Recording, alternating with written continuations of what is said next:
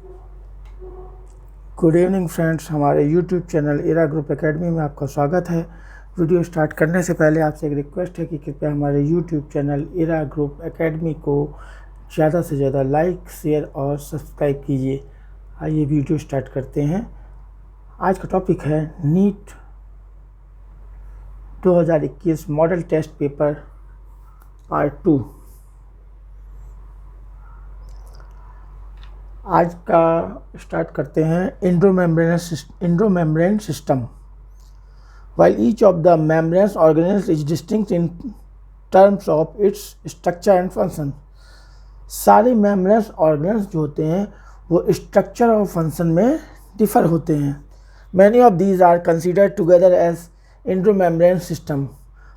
इनमें से बहुत से जो होते हैं इंडोमेम्ब्रेन सिस्टम के रूप में कंसीडर किए जाते हैं। Because their functions are coordinated, क्योंकि उनके जो फंक्शन होते हैं, कार्य होते हैं, एक दूसरे से रिलेटेड होते हैं, एक दूसरे से जुड़े हुए होते हैं। The endomembrane system include endoplasmic reticulum, Golgi complex, lysosome and vacuole. Endomembrane system के अंतर्गत endoplasmic reticulum, Golgi complex, lysosome और वैक्यूल्स रिक्तिकाएँ आती हैं।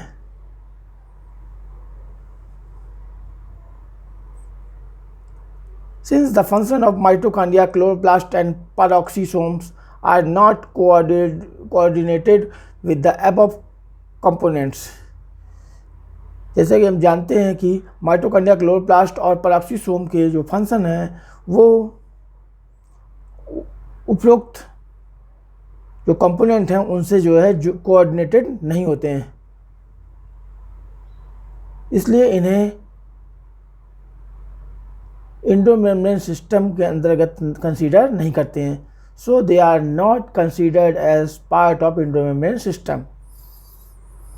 सबसे पहला सेल ऑर्गेनल जिसका हम स्टडी करेंगे वो एंडोप्लाज्मिक रेटिकुलम, इसको शॉर्ट में ER भी कहते हैं।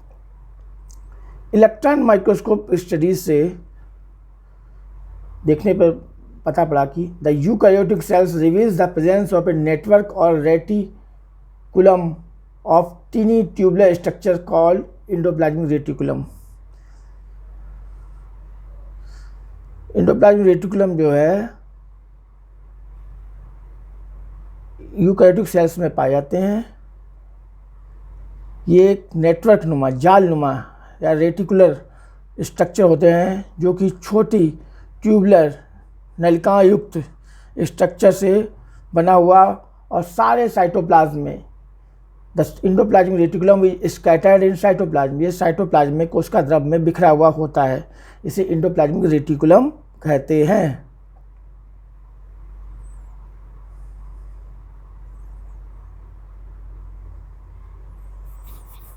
The endoplasmic reticulum divides the intracellular space into 2 distinct compartment. जो इंडोप्लाज्मिक रेटिकुलम होता है जो सेल के अंदर के स्पेस को 2 डिफरेंट कंपार्टमेंट में डिवाइड करता है। नंबर 1 इनसाइड और ल्यूमिनल पार्ट जिसे कहते हैं इनसाइड एंडोप्लाज्मिक रेटिकुलम, और नंबर 2 एक्स्ट्रा ल्यूमिनल जिसे कहते हैं साइटोप्लाज्म। एंडोप्लाज्मिक रेटिकुलम से राइबोसोम अटैच होते हैं। राइबोसोम के अटैच होने के आधार पर एंडोप्लाज्मिक रेटिकुलम 2 प्रकार के होते हैं। The endoplasmic reticulum often shows ribosome attach to their outer surface. Endoplasmic reticulum में राइबोसोम ऑफन माने प्रायः जो होते हैं उनकी सरफेस से अटैच होते हैं। उसके बेस पे the endoplasmic reticulum bearing ribosome on the surface is called rough endoplasmic reticulum. Ribosome की प्रेजेंस के बेस पर एंडोप्लाज्मिक रेटिकुलम 2 प्रकार के होते हैं। Those endoplasmic reticulum who bears ribosome on their surface is called rough endoplasmic reticulum. वो endoplasmic reticulum जिनकी surface पर राइबोसोम पाए जाते हैं उन्हें रफ एंडोप्लाज्मिक रेटिकुलम कहते हैं। And those which do not bear the ribosomes are called smooth endoplasmic reticulum। जिनकी सरफेस पर राइबोसोम्स नहीं पाए जाते हैं उन्हें स्मूथ एंडोप्लाज्मिक रेटिकुलम कहते हैं। Rough endoplasmic reticulum is frequently observed in the cell actively in the protein synthesis and secretion. Rough endoplasmic reticulum जो होता है ये प्रायः देखा गया है एक्टिवली इन्वॉल्व, मतलब सक्रिय रूप से इन्वॉल्व होता है या भाग लेता है प्रोटीन सिंथेसिस में और सीक्रेशन में। रफ एंडोप्लाज्मिक रेटिकुलम प्रायः जो होता है प्रोटीन सिंथेसिस और प्रोटीन सीक्रेशन में इन्वॉल्व होता है। उसका मेन कार्य यही है रफ एंडोप्लाज्मिक रेटिकुलम का, प्रोटीन सिंथेसिस और protein secretion. Smooth endoplasmic reticulum जो होता है वो लिपिड के, the smooth endoplasmic reticulum is the major site for synthesis of lipid. ये स्मूथ एंडोप्लाज्मिक रेटिकुलम वो एंडोप्लाज्मिक रेटिकुलम होते हैं जिनकी सरफेस पर राइबोसोम नहीं पाए जाते हैं।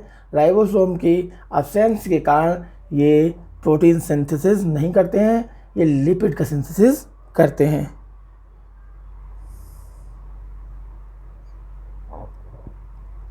एनिमल सेल्स में, in animal cells lipids like steroidal hormones are synthesized in SER smooth endoplasmic reticulum.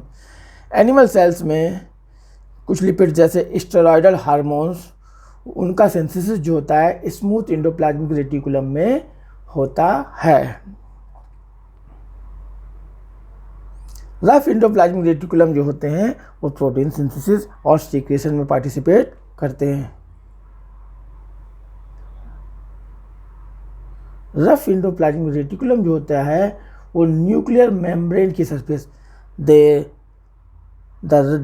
Rough endoplasmic reticulum are extensive and continuous with the outer membrane of the nucleus. Rough endoplasmic reticulum होते हैं वो endoplasmic nuclear membrane के साथ में continuous होते हैं, nuclear membrane से जुड़े हुए होते हैं। नेक्स्ट सेल ऑर्गेनल है Golgi apparatus. Camillo Golgi 1898 first observed densely stained reticular structure near nucleus.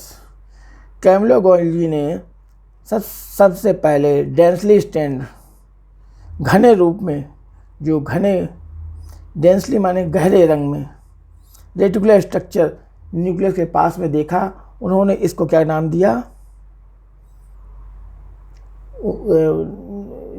Golgi apparatus. बाद में इसको जो है इसको गोल्गी बॉडीज़ कहा जाने लगा। नेम्ड लेटर गोल्गी बॉडीज़, इसको बाद में जो होता है गोल्गी बॉडी कहा गया।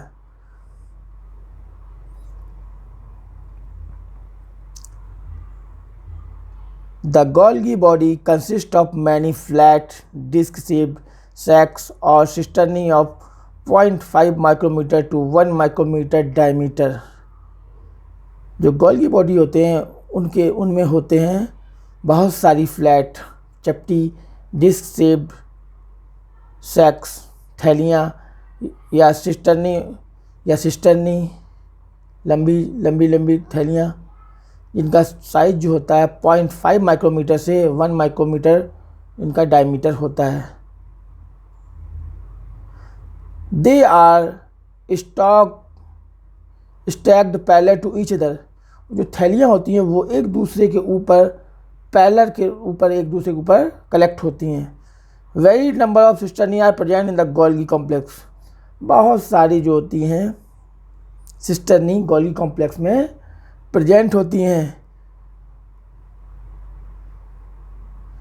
जो गोल्गी सिस्टर्नी होती हैं, गोल्गी कॉम्प्लेक्स में जो सिस्टर्नी होती हैं वो अधिक मात्रा में न्यूक्लियस के पास में अरेंज होती हैं, इकट्ठी होती हैं। इनकी जो कॉन्वेक्स जो इनका साइड होती है उसे सिस और फॉर्मिंग फेज कहते हैं, और जो कॉनकेव या ट्रांसफॉर्म होती है उसे मैच्योरिंग फेज भी कहते हैं। ट्रांस फेज को मैच्योरिंग फेज और सिस फेज को फॉर्मिंग फेज कहते हैं। The Golgi apparatus principally perform the function of packaging materials to be delivered either to the intercellular targets or secreted outside the cell। जो Golgi apparatus का मुख्य कार्य है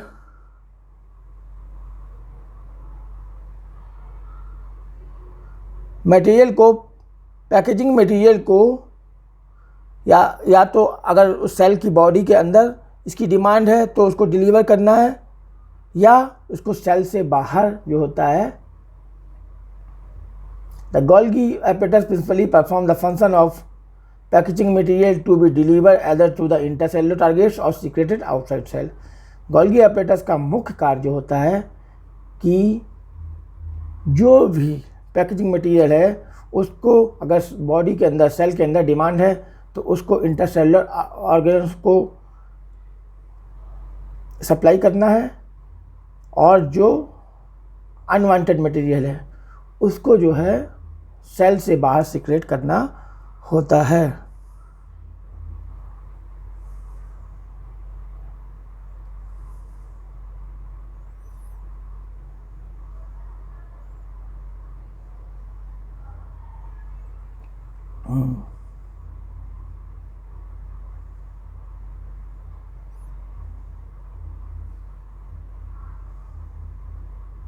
Golgi apparatus is the important site of formation of glycoprotein and glycolipid। Golgi apparatus जो होता है glycoprotein और glycolipid के फॉर्मेशन का इम्पॉर्टेंट साइट या स्थान होता है। अब नेक्स्ट सेल ऑर्गेनल है लाइसोसोम्स। लाइसो मीन्स होता है डाइजेस्टिव, सोमा माने होती है बॉडी। लाइसोसोम्स का मतलब हुआ digestive body. Lysosomes are membrane-bound vesicular structure formed by the process of packaging in the Golgi apparatus।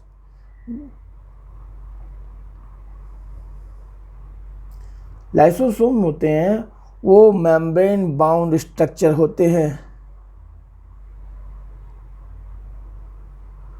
वो गोल्गी apparatus में पैकेजिंग के दौरान जो होते हैं डेवलप होते हैं।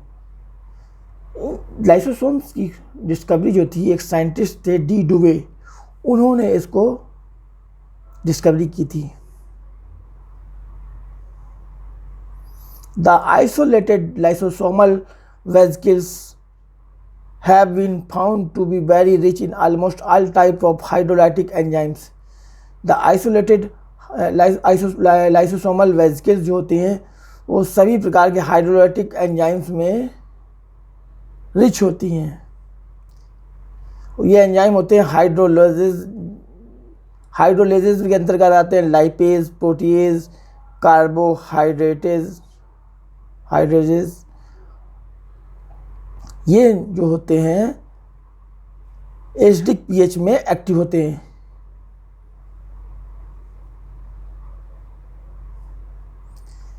जब लाइसोसोम्स जो होते हैं when they have hydrolytic enzyme, इनके अंदर हाइड्रोलाइटिक एंजाइम होते हैं। जब ये सेल्स के अंदर बस्ट हो जाते हैं तो वो सेल ऑर्गेनल्स को then they digest the cell organelle, so called suicidal bags. इसीलिए लाइसोसोम को सेल्स का सोसाइटल बैग्स, आत्महत्या की थैलियाँ कहते हैं, क्योंकि अगर ये सेल्स के अंदर फट जाते हैं या बस्ट हो जाते हैं तो ये सेल ऑर्गेनल्स को डाइजेस्ट कर देते हैं।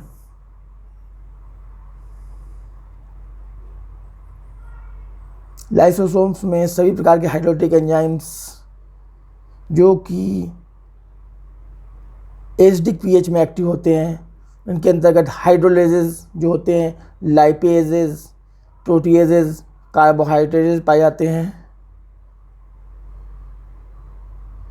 ये सभी एंजाइम जो होते हैं वो कैपेबल होते हैं कार्बोहाइड्रेट, प्रोटीन, लिपिड और न्यूक्लिक एसिड को डाइजेस्ट करने में। नेक्स्ट स्ट्रक्चर है वैक्यूल।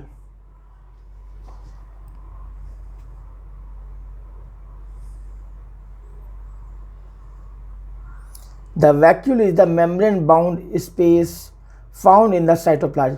वैक्यूल जो होता है मेम्ब्रेन बाउंड स्पेस होता है जो कि साइटोप्लाज्म में पाया जाता है, कोशिका द्रव्य में पाया जाता है। It contains water, sap, excreted product and other material not useful for the cell। इसमें आता है वाटर, सैप माने होता है रस, एक्सक्रीटिव प्रोडक्ट और अदर मटेरियल जो कि सेल्स के लिए यूजफुल नहीं होते हैं।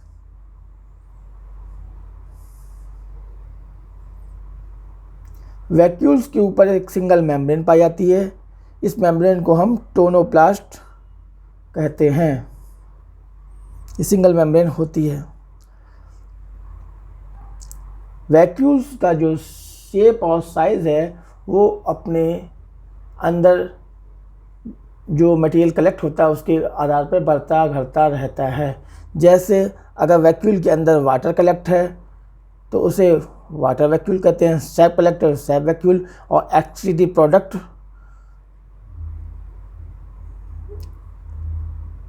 कलेक्ट है तो उसे एक्सक्रीटरी वैक्यूल कहते हैं। वैक्यूल्स जो होते हैं, वैक्यूल्स के ऊपर जो सिंगल मेम्ब्रेन पाई जाती है उसे टोनोप्लास्ट कहते हैं।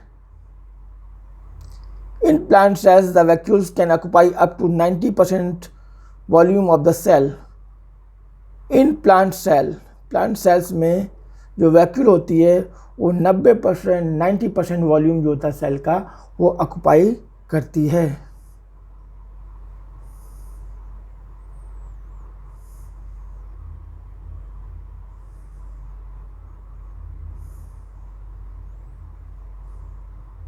In plants, the tonoplast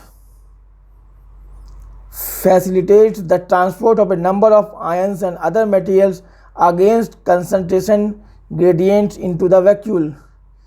plants में जो होता है टोनोप्लास्ट ये सुविधा प्रदान करता है ट्रांसपोर्ट की बहुत सारे आयंस और मटेरियल जो कि कंसंट्रेशन ग्रेडियंट के विरोध में के बावजूद जो होता है वो वैक्यूल में ट्रांसफ़र करता है। Hence their concentration is significant higher in the vacuole than in the cytoplasm. जबकि उनका कंसंट्रेशन जो होता है वैक्यूल में हायर होता है, साइटोप्लाज्म में कम होता है। In amoeba, the contractile vacuole is important for osmoregulation। Amoeba में कॉन्ट्रैक्टाइल वैक्यूल जो होता है वो ऑस्मोरेगुलेशन के लिए इम्पोर्टेंट होता है और एक्सीशन के लिए इम्पोर्टेंट होता है। In many cells as in protist food vacuoles are formed by engulfing the food particle. बहुत से प्रोटिस्ट में फूड वैक्यूल्स जब फूड को पार्टिकल को अंदर लिया जाता है उस समय फूड वैक्यूल्स बनती हैं। माइटोकॉन्ड्रिया नेक्स्ट सेल ऑर्गेनल है माइटोकॉन्ड्रिया। माइटोकॉन्ड्रिया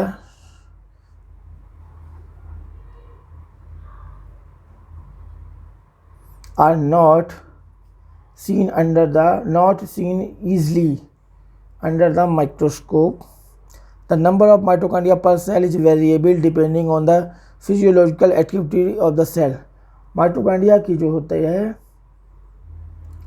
पर सेल्स में माइटोकॉन्ड्रिया की नंबर जो होती है, संख्या होती है, वो वेरिएबल होती है, भिन्न भिन्न होती है।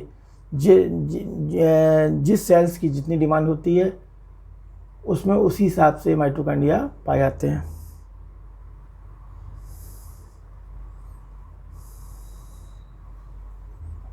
माइटोकॉन्ड्रिया जो होता है जनरली जो होता है सिलेंड्रिकल होता है। इसका साइज 0.2 माइक्रोन से 1 माइक्रोमीटर होता है। इसका डायमीटर होता है 0.2 से 1 माइक्रोमीटर और लेंथ जो होती है 1 से 4.1 माइक्रोमीटर होती है। Each mitochondria is A double membrane. प्रत्येक माइटोकॉन्ड्रिया एक डबल मेम्ब्रेन स्ट्रक्चर होती है। बाहर की ओर जो मेम्ब्रेन पाई जाती है उसे आउटर मेम्ब्रेन और इनर की ओर मेम्ब्रेन जो पाई जाती है उसे इनर मेम्ब्रेन कहते हैं।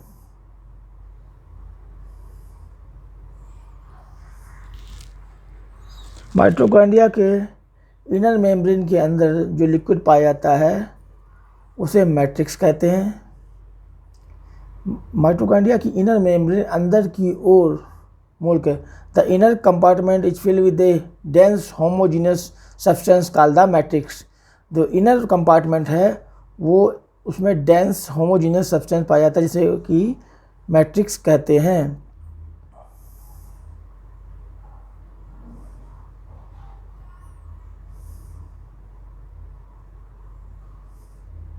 The inner membrane forms a number of infoldings called the cristae।